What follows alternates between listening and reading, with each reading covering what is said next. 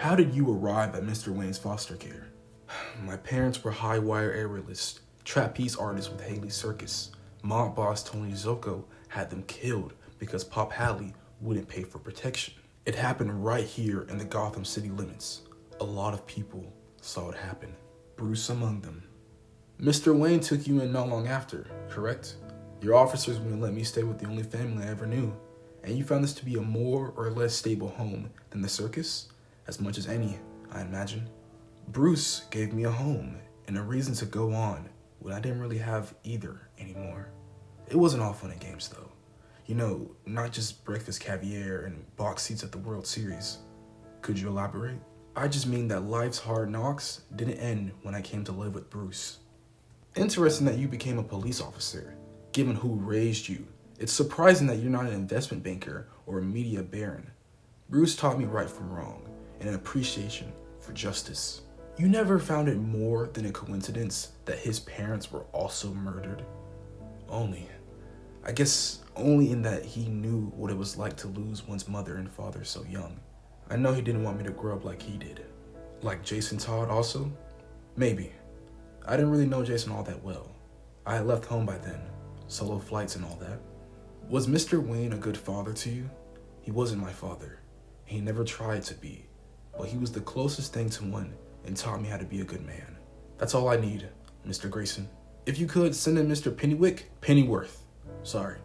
How long have you worked for Bruce Wayne, Mr. Pennyworth? Since he was a boy. I was in his parents' employ before their untimely deaths, and I helped raise Master Bruce afterwards. That must have been hard on him. Is that a rhetorical question, Mr. Desidero? This isn't the Inquisition, Mr. Pennyworth. Then what is it?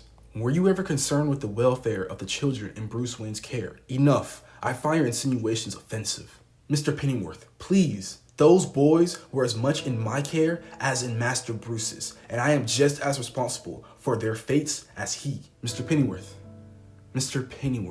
do you think that the problems in the home here at Wayne Manor contributed to the chain of events leading to Jason Todd's death in Ethiopia?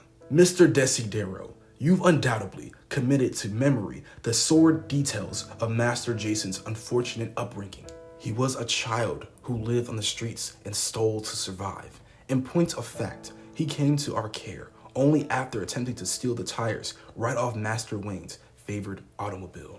We gave him a home and we gave him the love of a family, something he had never known before. But Bruce Wayne could only be a father when Jason needed his mother also. And that is the very thing we couldn't give him. I'm not really sure why I'm here. Tim, you stayed here with Mr. Wayne several times for extended periods, correct? A couple times, yeah. Mostly for a short while after my mom died, and my dad was in a coma from his injuries. Bruce and Alfred looked after me until Dad got better. Mr. Pennyworth was your personal valet at Brentwood Academy not long ago, and you appear quite close with Master Grayson also. We go to baseball games together. We hang out sometimes. We're like brothers. Both Bruce and Dick have been pretty strong influences in my life. Have either been anything other than role models. I'm not sure where this is going.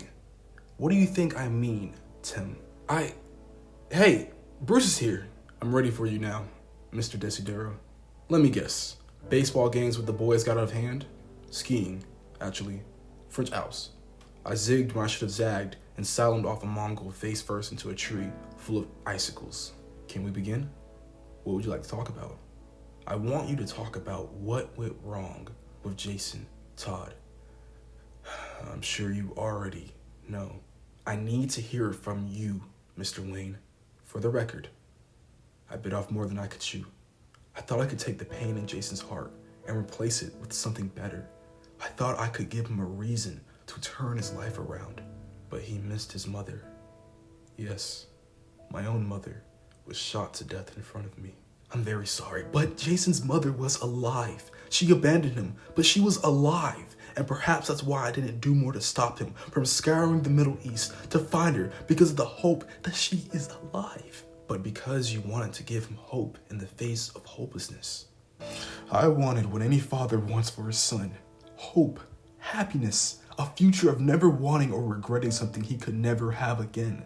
I just went about it the wrong way. I allowed him to have hope, and it killed him. think we're done here, Mr. Wayne.